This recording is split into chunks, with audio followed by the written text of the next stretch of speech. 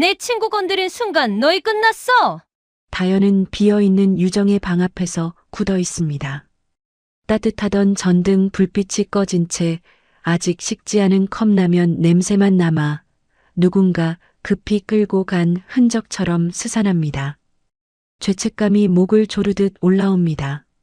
지켜주겠다고 약속했는데 그 말을 지키지 못한 스스로에게 화가 솟구칩니다.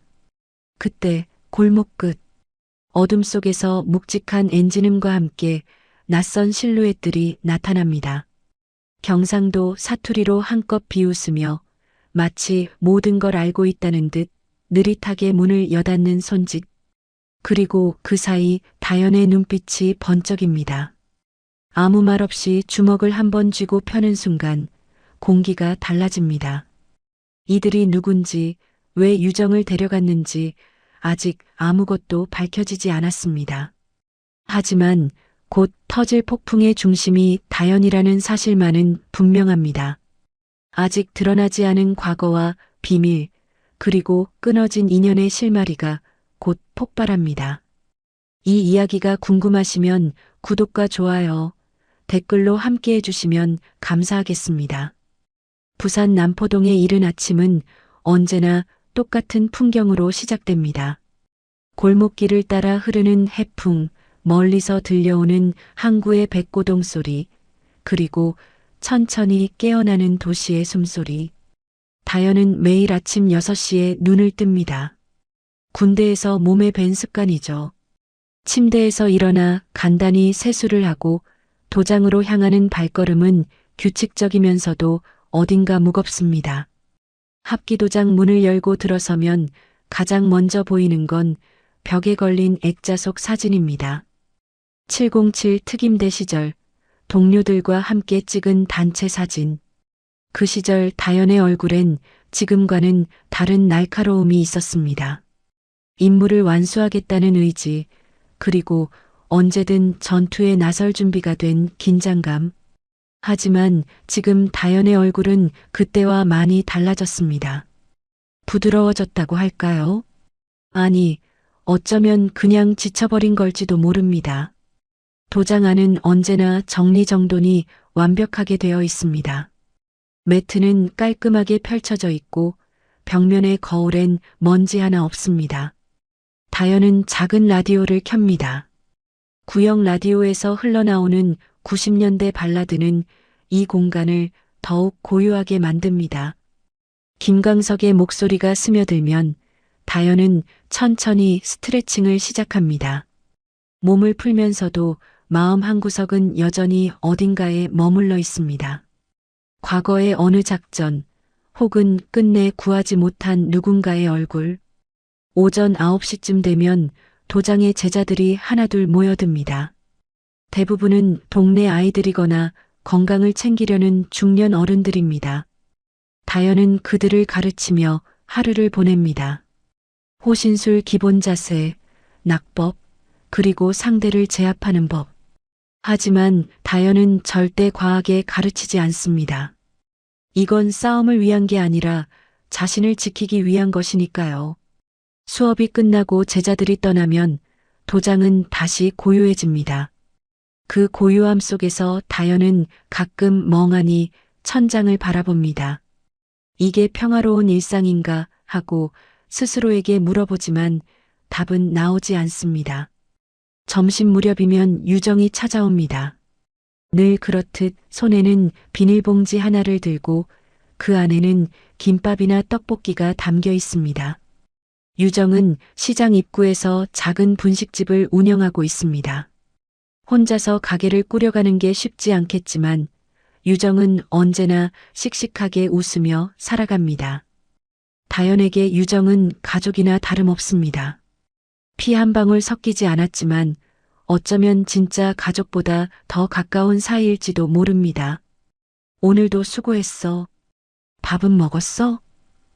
유정의 목소리는 언제나 따뜻합니다. 다연은 고개를 끄덕이며 받은 김밥을 한 입 베어 물습니다. 간단하지만 정성이 느껴지는 맛입니다. 두 사람은 도장 한쪽에 앉아 조용히 밥을 먹습니다. 별다른 대화 없이도 편안한 시간입니다. 하지만 최근 들어 다현은 유정의 표정에서 뭔가 이상한 기운을 느낍니다. 웃긴 웃는데 눈은 웃지 않는 것 같습니다. 연락도 예전보다 뜸해졌고 가끔 전화를 받지 않을 때도 있습니다. 요즘 괜찮아? 다현이 조심스럽게 물어봅니다. 유정은 잠시 멈칫하더니 고개를 끄덕입니다. 응, 괜찮아. 그냥 장사가 좀 바빠서 그래. 하지만 다현은 알고 있습니다. 유정이 뭔가 감추고 있다는 걸. 그래도 다현은 더 이상 캐묻지 않습니다. 유정이 말하고 싶을 때 말하겠죠. 그렇게 믿으며 다현은 조용히 김밥을 먹어 내려갑니다. 저녁이 되면 다현은 다시 혼자가 됩니다. 도장 문을 닫고 근처 편의점에 들러 간단히 저녁을 해결하고 작은 원룸으로 돌아갑니다. 방 안은 간소합니다.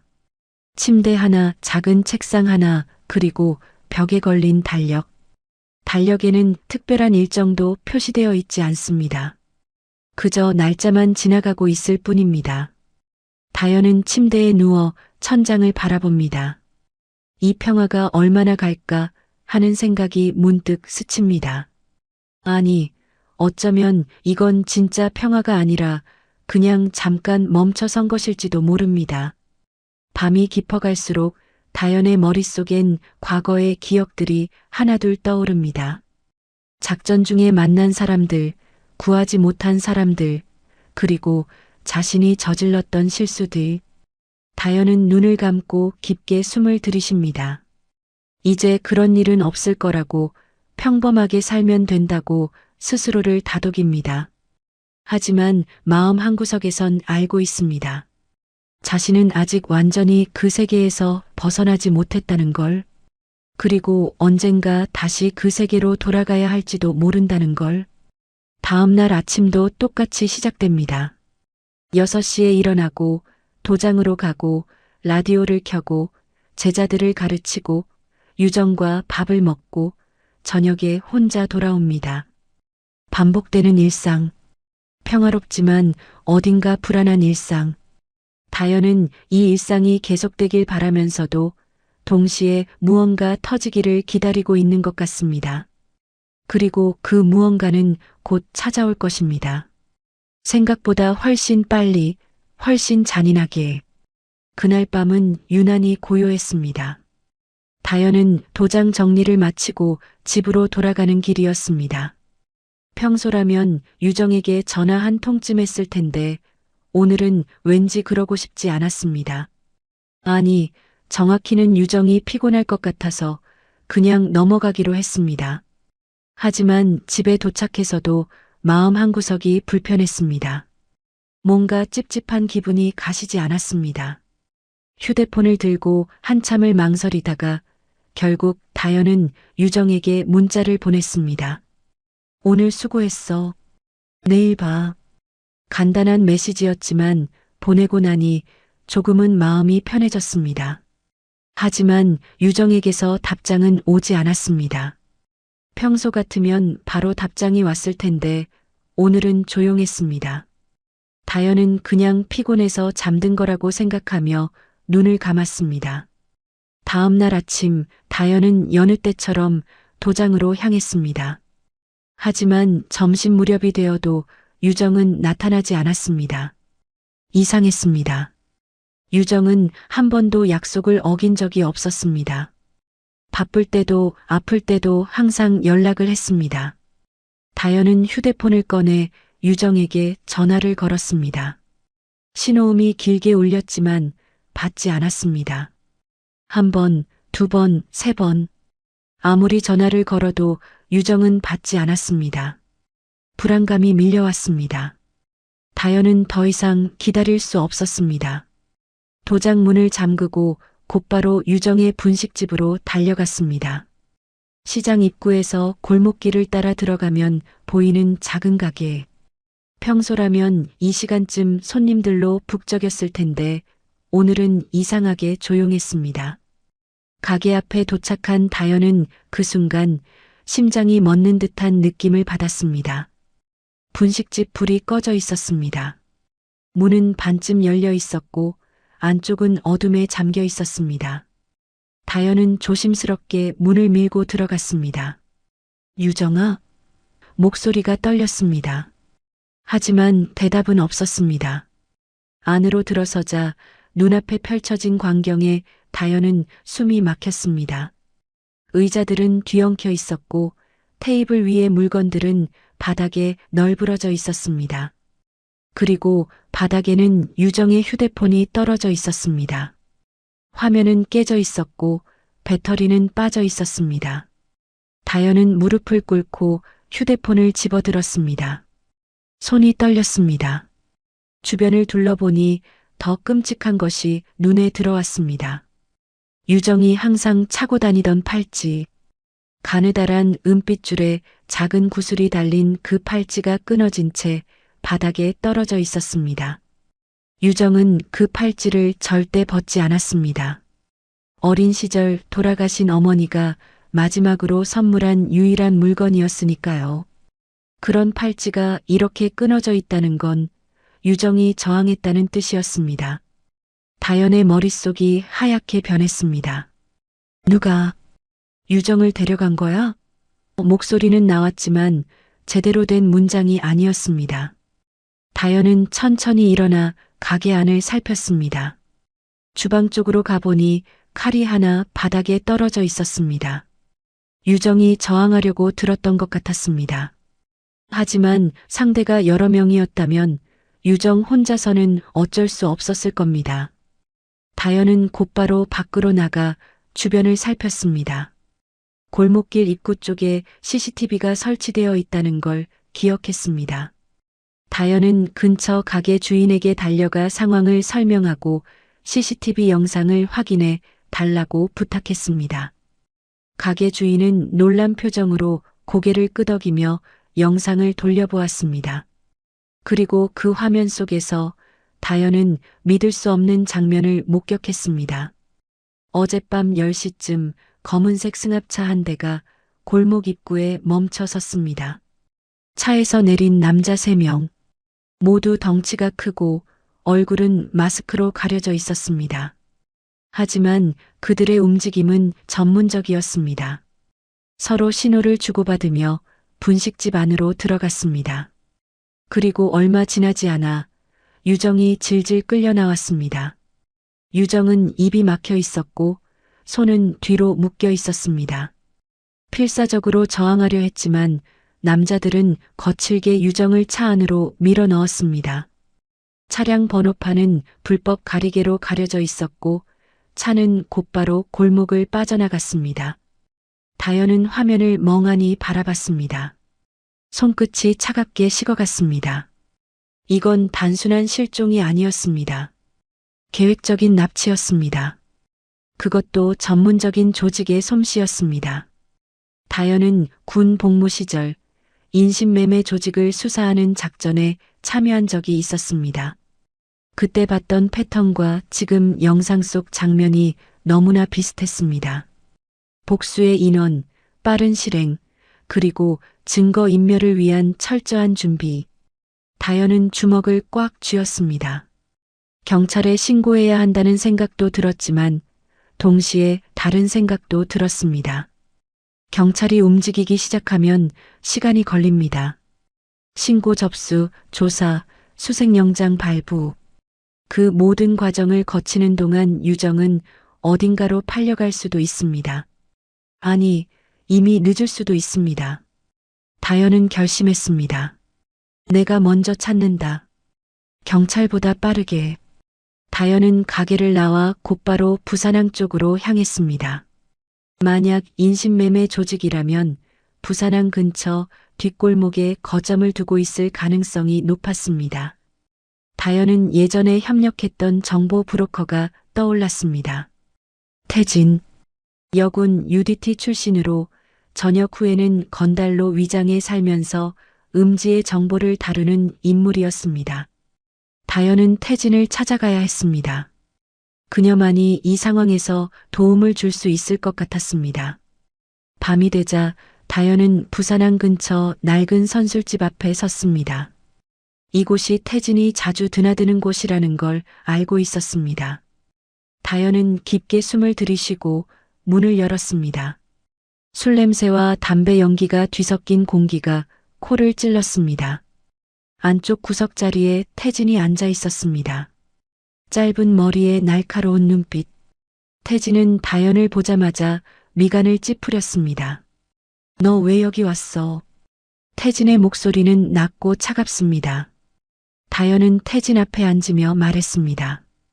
유정이가 납치당했어. 내 도움이 필요해. 태진은 잠시 침묵하더니 한숨을 길게 내쉬었습니다. 다현아, 넌 그 세계에서 나왔잖아. 왜 다시 들어가려고 해? 다현은 태진의 눈을 똑바로 바라보며 대답했습니다. 유정만 찾으면 돼. 나 하나 망가져도 상관없어.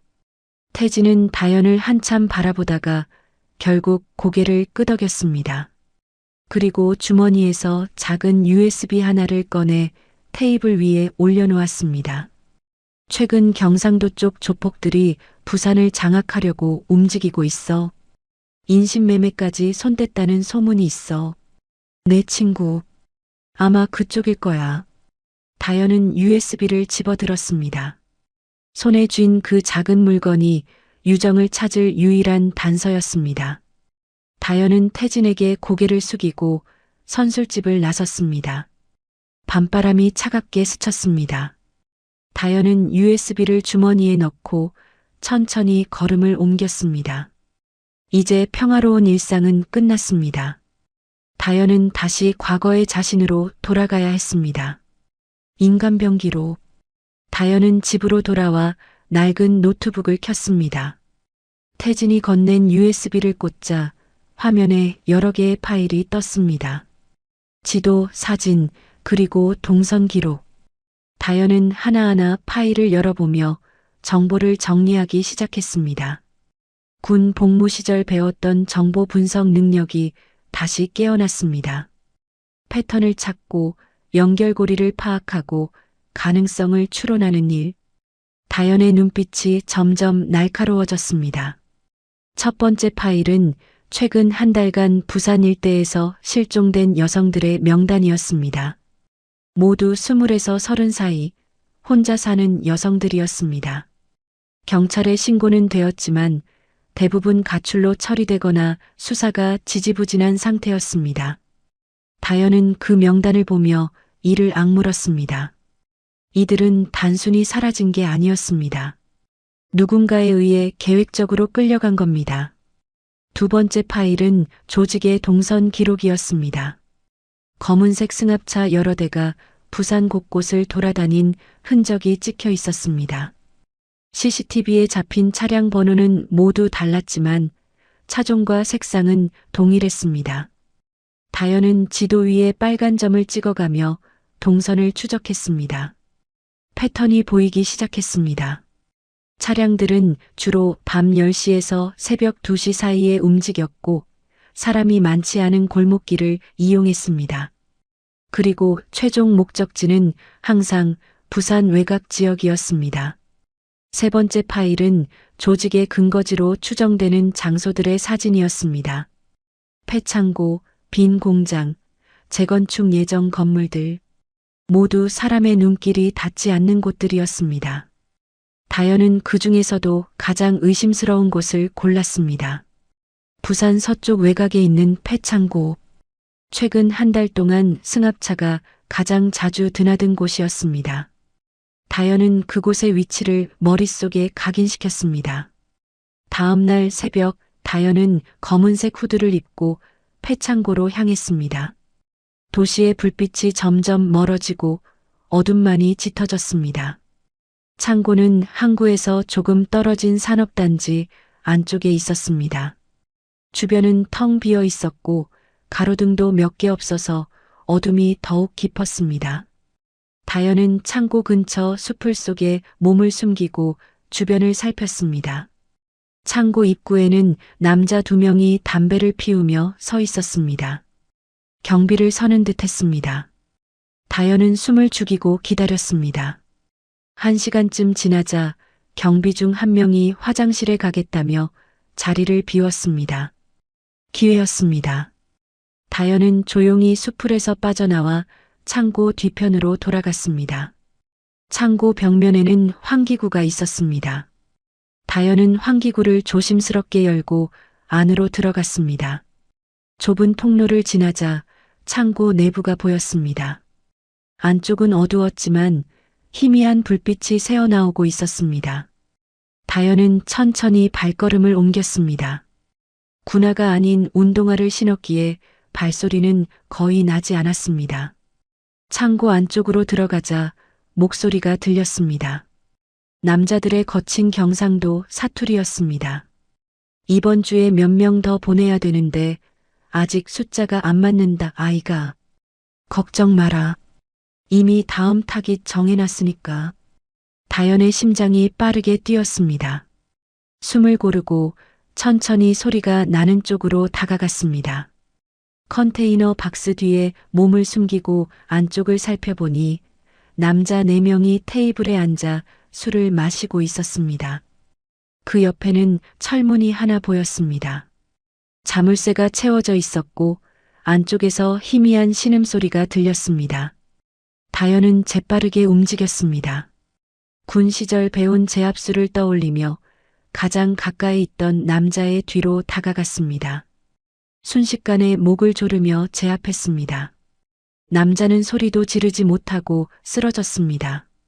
다른 남자들이 놀라 일어섰지만 다현은 이미 다음 타깃에게 다가가 있었습니다. 발차기로 무릎을 꺾고 팔꿈치로 얼굴을 가격했습니다. 2번째 남자도 쓰러졌습니다. 나머지 2명이 칼을 들고 달려들었습니다. 다현은 침착하게 거리를 유지하며 상대의 움직임을 읽었습니다. 첫 번째 칼이 날아오자 몸을 틀어 피하고 상대의 팔을 비틀어 칼을 떨어뜨렸습니다. 그리고 무릎으로 배를 가격했습니다. 마지막 남자가 뒤에서 덤벼들었지만 다현은 몸을 낮춰 피하고 발을 걸어 넘어뜨렸습니다. 그리고 주먹으로 뒤통수를 가격했습니다. 4명 모두 바닥에 쓰러졌습니다. 다현은 숨을 고르며 철문 쪽으로 다가갔습니다. 자물쇠를 부수고 문을 열자 안쪽에는 6명의 여성이 묶여 있었습니다. 모두 겁에 질린 표정이었습니다. 다현은 조용히 말했습니다. 괜찮습니다. 이제 안전해요. 여성들의 입을 막고 있던 천을 풀어주고 손을 묶은 밧줄을 풀어주었습니다. 하지만 그 안에 유정은 없었습니다. 다현은 여성들 중 한 명에게 물었습니다. 유정이라는 사람 아세요? 28살 짧은 머리에 분식집을 하던 사람이요. 여성 중 한 명이 떨리는 목소리로 대답했습니다. 유정 언니, 어제 여기 있었어요. 근데 두목이 직접 데려갔어요. 서울 쪽으로 큰 거래가 있다면서. 다현의 얼굴이 굳었습니다. 서울. 이미 부산을 벗어났다는 뜻이었습니다. 다현은 재빠르게 여성들을 밖으로 데리고 나갔습니다. 그리고 휴대폰으로 경찰에 신고했습니다. 여기 폐창고에 인신매매 피해자들이 있습니다. 빨리 와주세요. 신고를 마치고 다현은 다시 창고 안으로 들어갔습니다. 쓰러진 남자들을 뒤져 정보를 찾아야 했습니다. 그중 한 명의 주머니에서 휴대폰이 나왔습니다.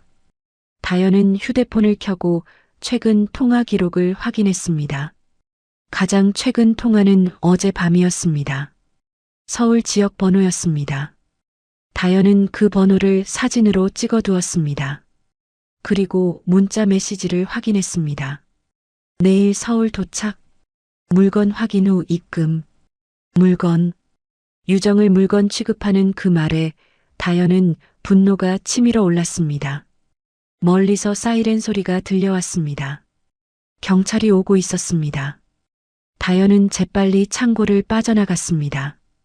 경찰에게 붙잡히면 설명하느라 시간이 걸릴 것입니다. 지금은 한 분 한 초가 아깝습니다. 다현은 어둠 속으로 사라졌습니다. 집으로 돌아온 다현은 노트북을 다시 켰습니다. 서울 지역 번호를 검색했지만 공개된 정보는 없었습니다. 다현은 다시 태진에게 연락했습니다. 태진아, 서울 쪽 정보 필요해. 유정이 그쪽으로 넘어갔어. 태진은 잠시 침묵하더니 대답했습니다. 다현아, 서울은 부산보다 훨씬 위험해. 조직 규모도 크고 경찰 눈도 많아.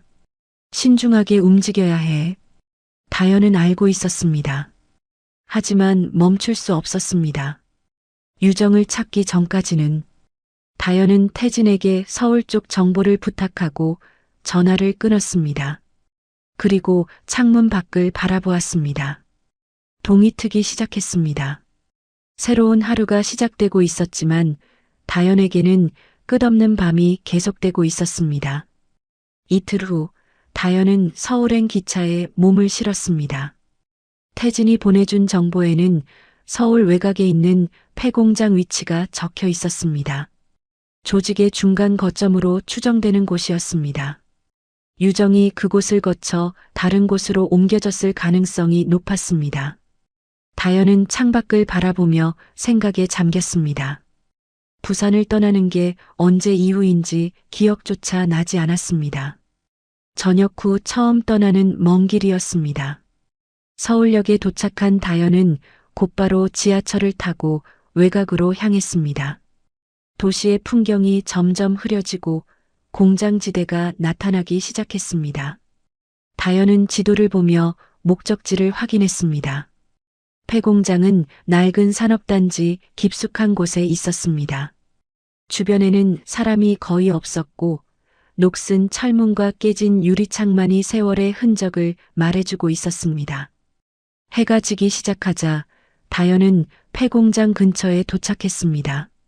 멀리서 공장을 살펴보니 입구 쪽에 남자 2명이 서 있었습니다. 부산에서 봤던 것과 비슷한 차림새였습니다. 검은 옷에 문신이 드러난 팔. 다현은 주변을 돌며 다른 진입로를 찾았습니다. 공장 뒤편에 무너진 담장이 보였습니다. 다현은 조용히 담장을 넘어 안으로 들어갔습니다. 공장 내부는 어둡고 습했습니다. 벽면에는 곰팡이가 피어 있었고 바닥에는 각종 쓰레기가 널려 있었습니다. 다현은 천천히 안쪽으로 들어갔습니다. 군화 소리가 울릴까봐 발끝으로 조심스럽게 걸었습니다. 복도를 따라 걷다 보니 희미한 불빛이 새어나오는 방이 보였습니다. 다현은 문틈으로 안을 살폈습니다. 방 안에는 남자 5명이 있었습니다. 테이블에는 술병과 담배가 널려 있었고 한쪽 구석에는 여성 3명이 묶여 있었습니다. 다현은 그들의 얼굴을 하나하나 확인했습니다. 하지만 유정은 없었습니다. 심장이 철렁 내려앉았습니다. 또 늦은 걸까? 다현은 이를 악물고 안으로 들어가기로 결심했습니다. 유정의 행방을 알아내려면 저들을 제압해야 했습니다. 다현은 재빨리 방 안으로 뛰어들었습니다. 남자들이 놀라 일어섰지만 다현은 이미 가장 가까운 남자의 뒤통수를 가격하고 있었습니다. 2번째 남자가 칼을 들고 달려들었지만 다현은 팔을 잡아 비틀어 칼을 떨어뜨렸습니다. 그리고 무릎으로 얼굴을 가격했습니다. 피가 튀었습니다. 3번째 남자가 쇠파이프를 들고 휘둘렀습니다. 다현은 몸을 낮춰 피하고 발을 걸어 넘어뜨렸습니다. 하지만 이번엔 달랐습니다. 4번째 남자가 뒤에서 다현의 머리를 가격했습니다. 둔탁한 소리와 함께 다현의 시야가 흐려졌습니다. 비틀거리는 다현을 향해 5번째 남자가 발로 차냈습니다. 다현은 바닥에 쓰러졌습니다. 머리가 울렸고 귀에서는 윙윙 소리가 들렸습니다. 남자들이 다현을 둘러쌌습니다. 인연이 누군데 여기까지 쳐들어와? 가만, 얼굴 어디서 본 것 같은데. 다현은 힘겨운 숨을 몰아쉬며 일어서려 했습니다. 하지만 몸이 말을 듣지 않았습니다. 한 남자가 다현의 머리채를 잡아 끌어올렸습니다. 너 혹시 707 출신이지? 들은 게 있는데. 다현은 그 말에 움찔했습니다. 어떻게 알았을까? 남자가 비웃으며 말했습니다. 우리 두목이 너 같은 년들 제일 싫어해. 정에 운운하면서 남의 사업 망치는 년들. 다현은 이를 악물고 남자의 손을 뿌리쳤습니다. 그리고 주먹으로 턱을 가격했습니다. 남자가 뒤로 비틀거렸습니다. 하지만 다른 남자들이 한꺼번에 달려들었습니다. 주먹, 발, 파이프. 다현은 필사적으로 막아냈지만 숫자의 열쇠를 이겨낼 수 없었습니다. 결국 다현은 다시 바닥에 쓰러졌습니다. 그때 묶여있던 여성 중 한 명이 울먹이며 말했습니다. 제발 그만하세요. 그 사람 유정 언니 찾으려고 온 거예요. 다현은 흐릿한 시야 속에서 그 여성을 바라봤습니다. 여성은 부산 창고에서 구출했던 사람 중 한 명이었습니다. 너 어떻게 여기에? 여성은 눈물을 흘리며 대답했습니다. 경찰이 오기 전에 또 잡혀갔어요. 유정 언니는 이미 다른 곳으로 옮겨졌대요. 두목 본거지로. 다현은 그 말에 힘을 짜내 물었습니다. 어디야? 하지만 남자들이 다현의 입을 막았습니다. 시끄러워. 2년도 같이 넘겨버리자. 어차피 팔릴 만한 얼굴이잖아. 다른 남자가 웃으며 말했습니다. 근데 2년 싸움 좀 하던데 두목한테 보여주면 재밌어 하지 않을까? 남자들은 다현을 묻기 시작했습니다. 다현은 저항하려 했지만 이미 기력이 바닥났습니다. 밧줄이 손목을 조였고 입에는 천이 물려졌습니다. 다현은 천장을 바라보며 생각했습니다. 이대로 끝나는 건가? 유정을 찾지도 못하고. 눈앞이 점점 어두워졌습니다. 얼마나 시간이 흘렀을까? 다현은 차가운 물이 얼굴에 쏟아지는 걸 느끼며 정신을 차렸습니다. 눈을 뜨니 낯선 장소였습니다. 좁은 방, 철문, 그리고 창문 하나 없는 공간. 다현은 여전히 묶여 있었습니다. 방 안에는 다현 말고도 6명의 여성이 더 있었습니다. 모두 겁에 질린 표정이었습니다. 다현은 옆에 있는 여성에게 물었습니다. 여기가 어디죠? 여성은 떨리는 목소리로 대답했습니다. 경기도 어디쯤이라는 얘기 들었어요. 재건축 무산된 아파트 단지래요.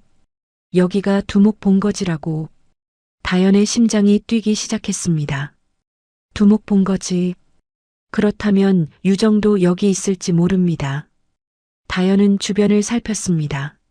문은 밖에서 잠겨 있었고 창문은 없었습니다. 하지만 천장 쪽에 작은 환기구가 보였습니다. 다현은 밧줄을 풀 방법을 찾기 시작했습니다. 손목을 비틀고 밧줄을 벽에 문지르며 조금씩 풀어나갔습니다. 시간이 오래 걸렸지만 결국 밧줄이 풀렸습니다. 다현은 조용히 일어나 환기구를 살폈습니다. 작았지만 몸을 비틀면 빠져나갈 수 있을 것 같았습니다. 다현은 다른 여성들에게 말했습니다. 제가 나가서 도움을 청할게요. 조금만 기다려주세요. 여성들은 고개를 끄덕였습니다. 한 여성이 속삭였습니다. 유정 언니, 저 위층에 있는 것 같아요. 아까 복도에서 봤어요. 다현은 고개를 끄덕이고 환기구로 올라갔습니다. 좁은 통로를 기어가며 다현은 다시 한번 결심했습니다. 반드시 유정을 찾는다. 그리고 이 조직을 끝낸다. 환기구 끝에서 희미한 빛이 보였습니다. 다현은 그 빛을 향해 나아갔습니다.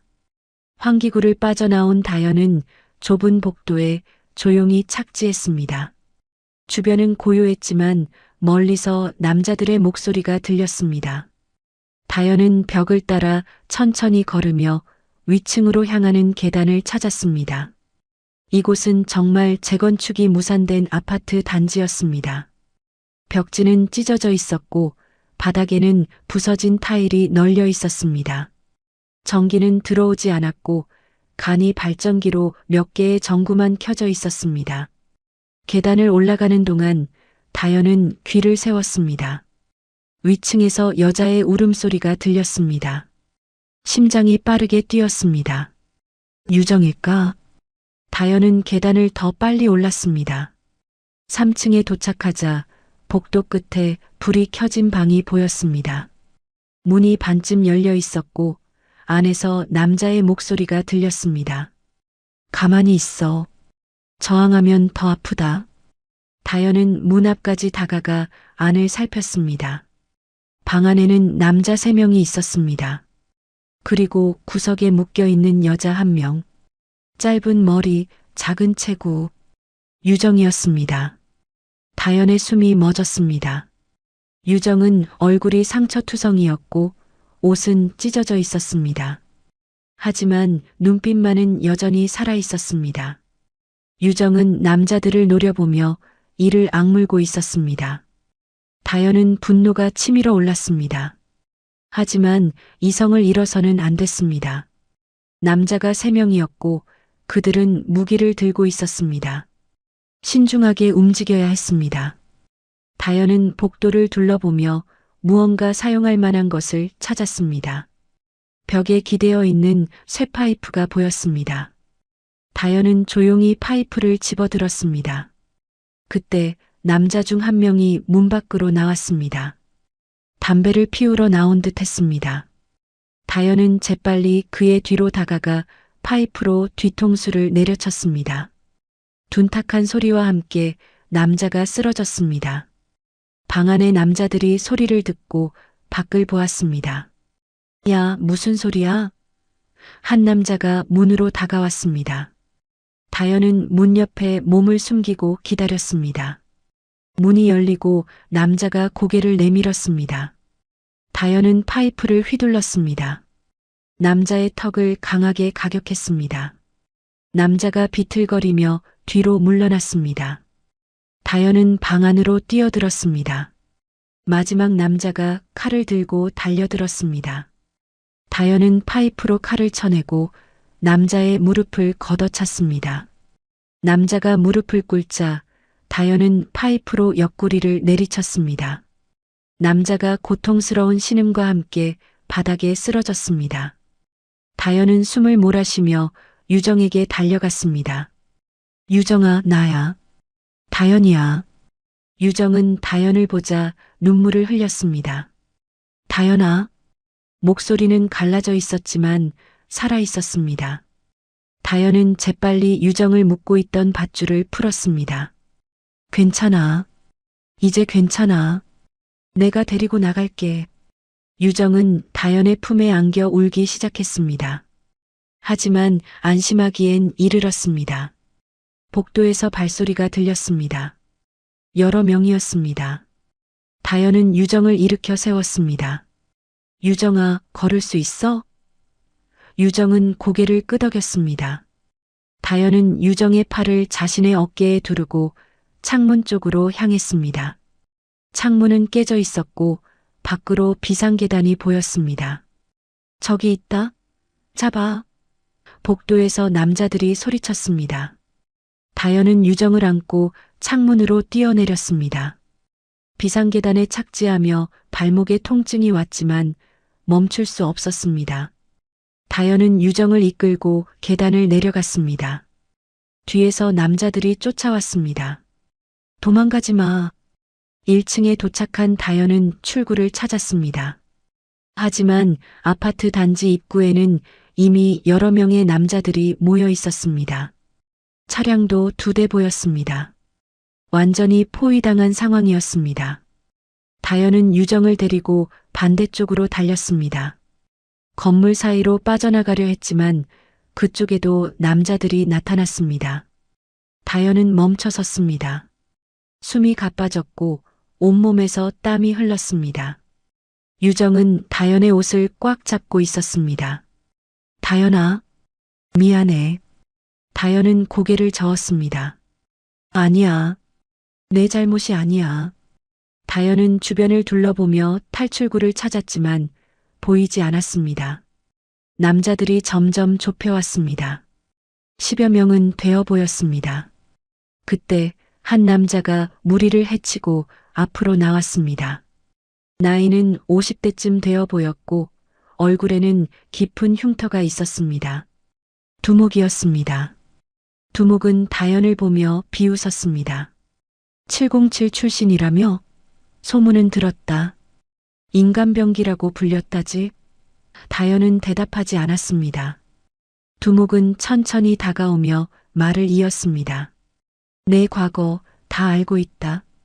작전 중에 민간인 하나 못 구해서 트라우마 생긴 거. 그래서 전역했다며? 다연의 얼굴이 굳었습니다. 어떻게 그걸 알았을까? 두목은 계속 말했습니다. 그래서 지금 여기 온 거지? 속죄하려고? 웃기는 소리 하지 마. 넌 아무것도 구할 수 없어. 예전에도 지금도. 그 말에 다연은 이를 악물었습니다. 과거의 기억이 떠올랐습니다. 작전 중에 만났던 어린 소녀. 구하려 했지만 결국 구하지 못한 그 아이. 두목이 손짓을 하자 남자들이 일제히 달려들었습니다. 다연은 유정을 자신의 뒤로 밀어내고 정면으로 맞섰습니다. 첫 번째 남자가 주먹을 휘둘렀고 다연은 그것을 막아내며 반격했습니다. 하지만 숫자가 너무 많았습니다. 사방에서 주먹과 발이 날아왔습니다. 다연은 필사적으로 막아냈지만 점점 밀리기 시작했습니다. 쇠파이프가 다연의 등을 내리쳤습니다. 뼈가 울렸습니다. 다연은 비틀거렸지만 쓰러지지 않았습니다. 다시 일어서서 주먹을 휘둘렀습니다. 1명, 2명 쓰러뜨렸지만 계속해서 더 많은 남자들이 달려들었습니다.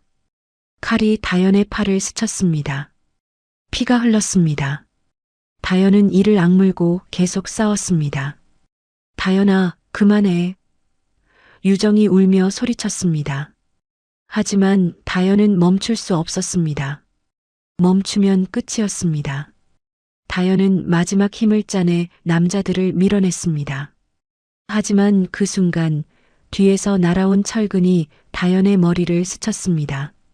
시야가 흐려졌습니다. 다연은 비틀거렸고 결국 무릎을 꿇었습니다. 두목이 다가와 다연의 머리채를 잡아 끌어올렸습니다. 이게 내 한계야. 영웅놀이는 이제 그만해. 다연은 흐릿한 시야로 두목을 바라봤습니다. 입에서 피가 흘렀습니다. 두목은 다연을 내팽개치며 말했습니다. 2년도 넘겨. 쓸모는 있을 거다. 남자들이 다연을 끌고 가려 했습니다. 그때였습니다. 멀리서 사이렌 소리가 들렸습니다. 두목의 얼굴이 굳었습니다. 뭐야? 경찰이 어떻게 여길 알았어? 남자 중 한 명이 당황하며 말했습니다. 형님, 빨리 빠져야 합니다. 두목은 혀를 찼습니다. 인연들은 일단 놔둬. 우리가 먼저 빠진다. 남자들이 황급히 차량으로 달려갔습니다. 다연은 바닥에 쓰러진 채 희미하게 정신을 잃어갔습니다. 유정이 다연에게 달려와 안았습니다. 다연아, 정신 차려. 제발. 하지만 다연의 눈은 이미 감기고 있었습니다. 마지막으로 떠오른 건 과거의 그 소녀 얼굴이었습니다. 미안해. 또 못 지켰어. 다연은 그렇게 의식을 잃었습니다. 어둠 속에서 목소리가 들렸습니다. 희미하지만 분명한 목소리였습니다. 일어나라, 인간병기. 아직 할 일이 많다. 다연은 천천히 눈을 떴습니다. 천장이 보였습니다. 낡은 천장이었지만 아까 있던 곳과는 달랐습니다. 다연은 몸을 일으키려 했지만 온몸이 비명을 질렀습니다. 등, 팔, 다리, 머리. 아프지 않은 곳이 없었습니다. 움직이지 마.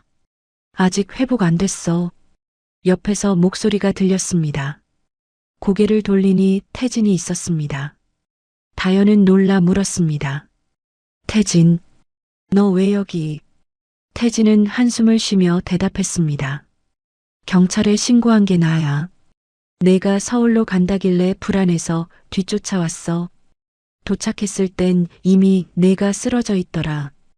다현은 주변을 둘러봤습니다. 작은 방이었습니다. 창문으로는 아침 햇살이 들어오고 있었습니다. 유정은 옆 침대에 누워 자고 있었습니다. 숨소리가 고르게 들렸습니다. 살아 있었습니다. 다현은 안도의 한숨을 쉬었습니다. 유정이는 괜찮아? 태진이 고개를 끄덕였습니다. 응. 탈진했지만 큰 부상은 없어. 내가 제때 구해냈으니까. 다현은 천장을 바라보며 눈을 감았습니다. 제때 구했다. 하지만 그 과정에서 너무 많은 걸 잃었습니다. 두목은 도망쳤고 조직은 여전히 남아 있었습니다. 다현은 입술을 깨물었습니다. 두목은 어디로 갔어? 태진은 잠시 침묵하다가 대답했습니다. 모르겠어. 경찰이 도착했을 때 이미 빠져나간 뒤였어. 흔적을 찾고 있지만 쉽지 않을 거야. 다현은 주먹을 쥐었습니다. 또 놓쳤습니다. 두목을 잡지 못하면 이 모든 게 의미가 없었습니다. 다현은 일어나려 했습니다.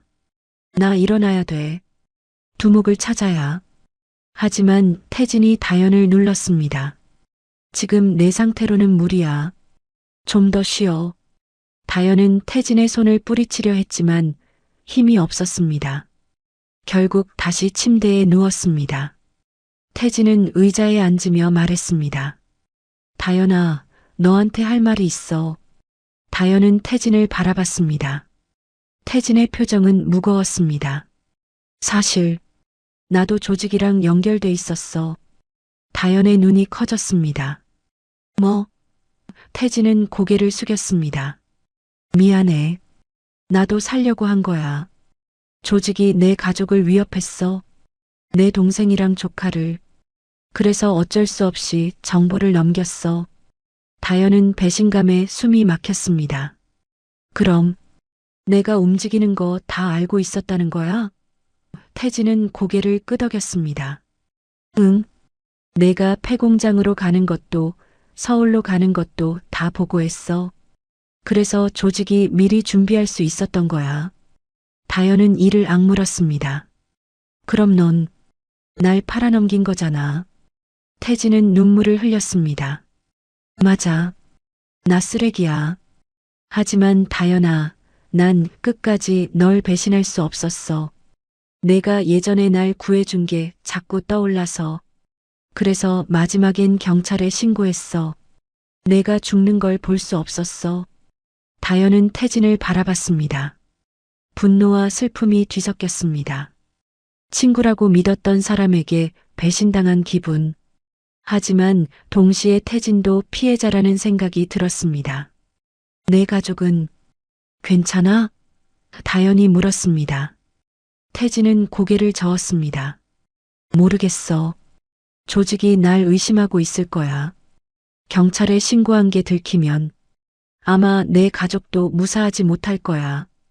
태진은 떨리는 손으로 주머니에서 USB 하나를 꺼냈습니다. 이거 두목의 진짜 본거지 위치야. 경기도가 아니라 강원도에 있어. 재건축 단지는 미끼였어. 다현은 USB를 받아들었습니다. 왜 이걸 나한테 줘?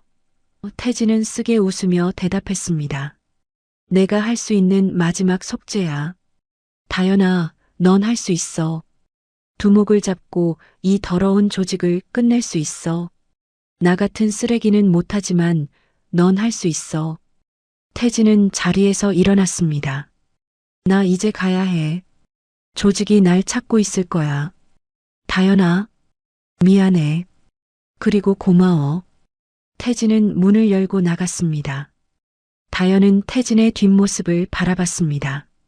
친구를 잃는 기분이었습니다. 아니, 이미 잃었는지도 모릅니다. 다현은 USB를 꽉 쥐었습니다. 마지막 기회였습니다. 두목을 잡을 수 있는 마지막 기회. 며칠 후 다현은 어느 정도 회복했습니다. 몸은 여전히 아팠지만 움직일 수는 있었습니다. 유정도 깨어났고 경찰 보호를 받으며 안전한 곳으로 이동했습니다. 다현은 유정과 마지막 작별 인사를 나눴습니다. 유정아, 조금만 기다려. 내가 끝내고 올게. 유정은 다연의 손을 잡으며 말했습니다. 다연아, 무리하지 마. 내가 다치면 난 어떡해. 다연은 유정을 안았습니다. 괜찮아. 이번엔 반드시 끝낸다. 유정과 헤어진 다연은 곧바로 강원도로 향했습니다. USB에 담긴 정보에는 두목의 본거지가 깊은 산속에 있다고 적혀 있었습니다. 폐건물이 아닌 실제로 사람들이 거주하는 작은 마을이었습니다. 표면적으로는 평범한 마을이었지만 실제로는 조직의 중심지였습니다. 다연은 마을 근처 산에 올라 망원경으로 마을을 관찰했습니다. 작은 집들이 몇 채 있었고 중앙에는 큰 건물 하나가 있었습니다. 두목의 저택으로 보였습니다. 주변에는 경비들이 순찰을 돌고 있었습니다. 최소 20명은 되어 보였습니다. 다연은 한숨을 쉬었습니다. 혼자서 들어가기엔 너무 많았습니다. 하지만 다연에게는 선택지가 없었습니다. 경찰에 알리면 시간이 걸릴 것이고 그 사이 두목은 또 도망칠 것입니다. 다연은 스스로 움직여야 했습니다. 밤이 되기를 기다리며 다연은 작전을 세웠습니다. 정면 돌파가 아닌 침투 작전. 경비들의 패턴을 파악하고 사각지대를 찾고 두목에게 접근하는 것. 해가 지고 어둠이 내렸습니다. 다연은 검은 옷을 입고 조용히 산을 내려갔습니다. 마을 외곽에 도착하자 경비 2명이 담배를 피우며 서 있었습니다. 다연은 그들을 피해 담장을 넘었습니다. 마을 안쪽으로 들어가자 집들 사이로 좁은 길이 보였습니다. 다연은 그림자를 따라 움직이며 두목의 저택으로 다가갔습니다. 저택 앞에는 경비가 4명 서 있었습니다. 정면으로는 들어갈 수 없었습니다. 다연은 저택 뒤편으로 돌아갔습니다. 뒤편에는 작은 창문이 있었고 창문은 열려 있었습니다. 다연은 조용히 창문으로 들어갔습니다. 안은 어두웠지만 복도 끝에서 불빛이 새어나오고 있었습니다. 다연은 천천히 복도를 따라 걸었습니다. 방문 하나를 지날 때마다 긴장감이 높아졌습니다. 불빛이 나오는 방 앞에 도착했습니다. 문틈으로 안을 살펴보니 두목이 책상에 앉아 전화 통화를 하고 있었습니다. 걱정 마. 경찰은 아직 여길 모른다. 곧 다시 시작할 수 있어. 다연은 이를 악물었습니다. 다시 시작한다. 더 많은 피해자를 만들겠다는 뜻이었습니다. 다연은 문을 열고 안으로 들어갔습니다. 두목은 놀라 고개를 돌렸습니다. 너, 어떻게 여길? 다연은 대답하지 않고 두목에게 달려들었습니다. 하지만 두목은 재빨리 책상 서랍에서 권총을 꺼냈습니다. 총구가 다연을 향했습니다. 한 발짝만 더 움직이면 쏜다. 다연은 멈춰 섰습니다. 두목은 비웃으며 말했습니다. 내가 여기까지 올 줄은 몰랐는데. 집요하긴.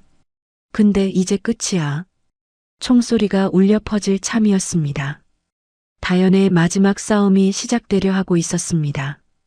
총구가 다연을 향하고 있었지만 다연은 움직이지 않았습니다. 눈빛만은 흔들리지 않았습니다. 두목은 손가락을 방아쇠에 걸며 말했습니다. 마지막으로 물어볼게. 왜 여기까지 온 거야? 그냥 친구 구했으면 됐잖아. 다연은 천천히 입을 열었습니다. 너 같은 인간들이 계속 존재하는 한 유정이도 다른 사람들도 안전하지 않아. 그래서 왔어. 널 끝내려고. 두목은 웃음을 터뜨렸습니다. 끝내? 웃기는 소리 하지 마. 나 하나 없어진다고 이 세상이 달라질 것 같아?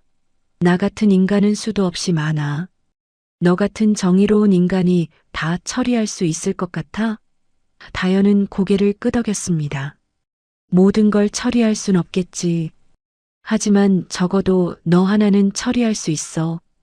그 순간 다연은 옆에 있던 의자를 발로 찼습니다.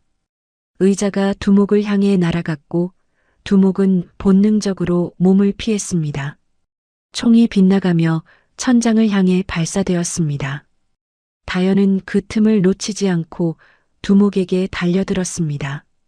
두목의 손목을 잡아 비틀었고 총이 바닥에 떨어졌습니다. 두목은 다현을 밀어내며 주먹을 휘둘렀습니다. 다현은 팔로 막아냈지만 두목의 힘은 생각보다 강했습니다. 두목은 젊은 시절 건달로 이름을 날렸던 사람이었습니다. 주먹 한 방 한 방에 무게가 실려 있었습니다. 다현은 뒤로 밀렸고 책상에 부딪혔습니다. 두목은 다현의 목을 조르며 압박했습니다. 내가 아무리 군대 출신이라고 해도 여기선 내가 불리해. 다현은 숨이 막혀왔지만 포기하지 않았습니다. 두목의 옆구리를 무릎으로 가격했습니다. 한 번, 두 번, 세 번. 두목이 비틀거리며 손을 놓았습니다. 다현은 재빨리 몸을 일으켜 두목의 턱을 주먹으로 올려쳤습니다. 두목이 뒤로 넘어지며 바닥에 쓰러졌습니다. 다현은 숨을 몰아쉬며 바닥에 떨어진 권총을 집어들었습니다. 총을 두목에게 겨누며 다현은 말했습니다. 일어나. 경찰에 넘길 거야. 두목은 입가에 피를 흘리며 웃었습니다. 경찰? 그럼 넌 영웅이라도 되는 거야? 내가 구하지 못한 그 아이 생각은 안 나? 다현의 손이 떨렸습니다. 두목은 계속 말했습니다. 넌 과거에 한 명도 제대로 구하지 못했잖아. 그래서 죄책감에 시달리며 살았잖아. 넌 영웅이 아니야. 그냥 실패한 군인일 뿐이야. 다현은 이를 악물었습니다. 과거의 기억이 다시 떠올랐습니다. 작전 중에 만났던 10살짜리 소녀. 인신매매 조직에 붙잡혀 있던 아이. 다현은 그 아이를 구하려 했지만 조직원들의 저항이 거셌고 결국 혼란 속에서 아이는 총에 맞아 죽었습니다. 다현의 눈앞에서 그 기억이 다현을 오랫동안 괴롭혔습니다. 그래서 전역했고 평범하게 살려고 했습니다. 하지만 유정의 실종으로 다시 이 세계로 돌아왔습니다. 맞아. 난 실패했어. 그 아이를 구하지 못했어. 다현이 말했습니다. 하지만 그래서 더 여기 있는 거야. 다시는 그런 실패를 반복하지 않으려고. 유정을 구했고 다른 사람들도 구했어. 그게 내가 할 수 있는 거야. 두목은 비웃으며 일어서려 했습니다. 그럼 날 쏴봐. 내가 그럴 수 있을 것 같아? 그 순간 문이 벌컥 열렸습니다. 경비들이 총소리를 듣고 달려온 것입니다. 두목님, 경비들이 다현을 향해 총을 겨눴습니다. 다현은 순간적으로 판단했습니다. 이곳에서 총격전이 벌어지면 모두 위험해집니다. 다현은 재빨리 창문으로 뛰어올라 밖으로 뛰어내렸습니다. 2층 높이였지만 구르며 충격을 흡수했습니다. 뒤에서 총소리가 울렸습니다. 총알이 다현의 곁을 스쳤습니다. 다현은 어둠 속으로 달렸습니다. 마을을 빠져나가야 했습니다. 경비들이 뒤쫓아왔습니다. 전연잡아. 여러 명의 발소리가 점점 가까워졌습니다. 다현은 집들 사이를 누비며 도망쳤습니다. 담장을 넘고 좁은 골목을 지나며 필사적으로 움직였습니다. 마을 외곽에 도착했지만 앞을 차량이 막았습니다. 경비들이 차에서 내리며 포위했습니다. 다현은 뒤를 돌아보니 그쪽에서도 경비들이 달려오고 있었습니다. 완전히 포위당한 상황이었습니다. 다현은 숨을 고르며 주변을 살폈습니다. 탈출구가 보이지 않았습니다. 그때 멀리서 사이렌 소리가 들렸습니다. 여러 대였습니다. 경찰이었습니다. 경비들이 당황하며 서로를 바라봤습니다. 경찰이다. 어떻게 여길 알았어? 다현도 놀랐습니다. 누가 신고한 걸까? 그때 다현의 휴대폰이 울렸습니다. 문자 메시지였습니다. 태진이었습니다. 미안하다. 내가 마지막으로 할 수 있는 일이다. 경찰한테 위치 알려줬어. 넌 살아남아. 다현은 휴대폰을 꽉 쥐었습니다. 태진. 그는 결국 자신을 구해줬습니다. 가족을 위협당하면서도 마지막엔 옳은 선택을 했습니다. 경찰 차량이 마을로 들어왔고 경비들은 흩어지기 시작했습니다. 혼란이 벌어졌습니다.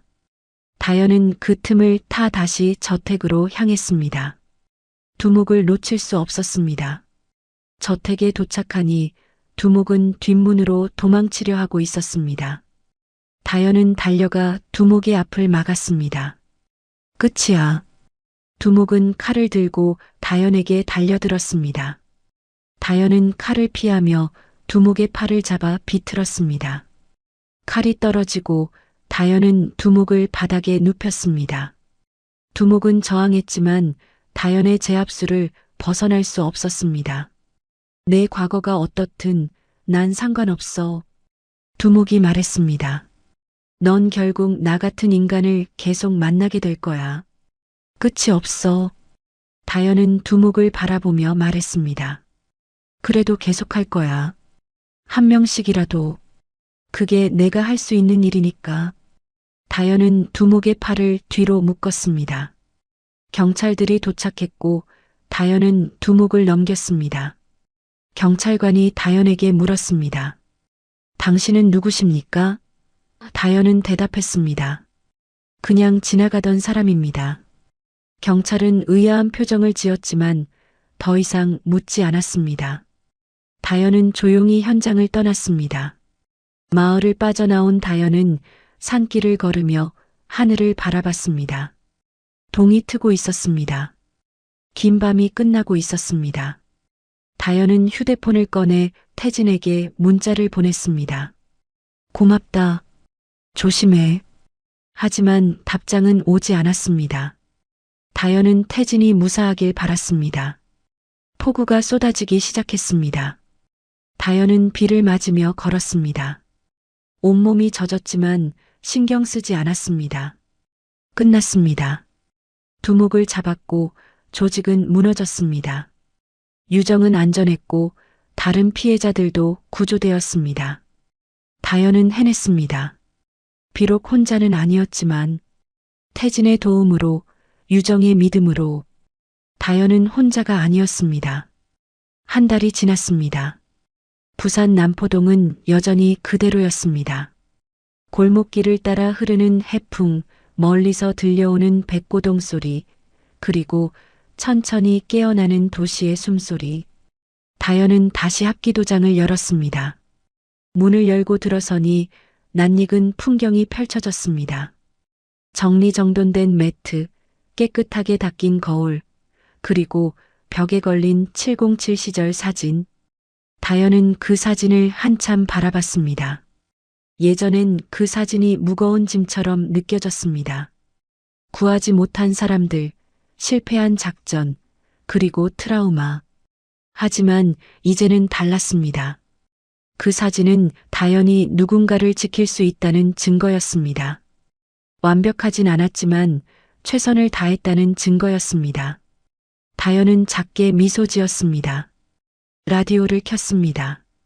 구역 라디오에서 흘러나오는 90년대 발라드가 도장을 채웠습니다. 다현은 스트레칭을 시작했습니다. 몸은 아직 완전히 회복되지 않았지만 움직일 수는 있었습니다.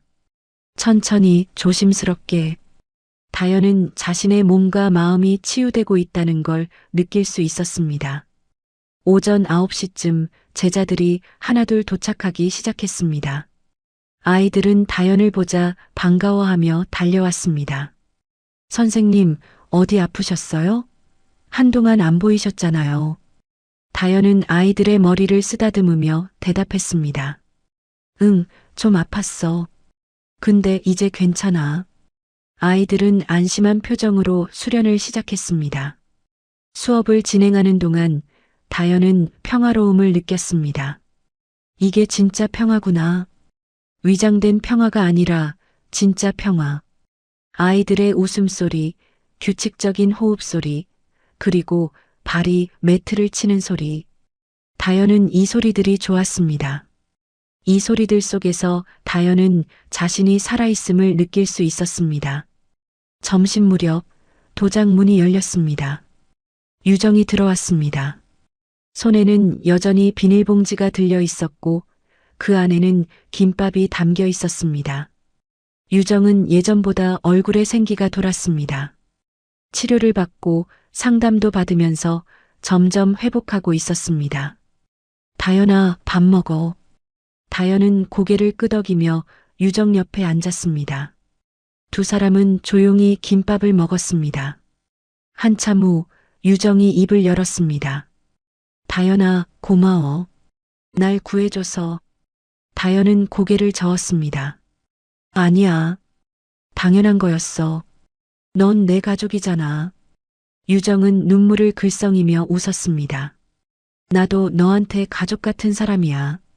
앞으로도 계속 그럴 거고. 다현은 유정의 손을 잡았습니다. 응, 계속 그럴 거야. 유정은 분식집을 다시 열었습니다. 처음엔 두려웠지만 주변 사람들의 도움으로 용기를 냈습니다. 단골 손님들도 돌아왔고 가게는 다시 활기를 찾았습니다. 유정은 다현에게 말했습니다. 너도 좀 쉬면서 살아. 너무 무리하지 마. 다현은 웃으며 대답했습니다. 그래. 이제 좀 쉴 거야.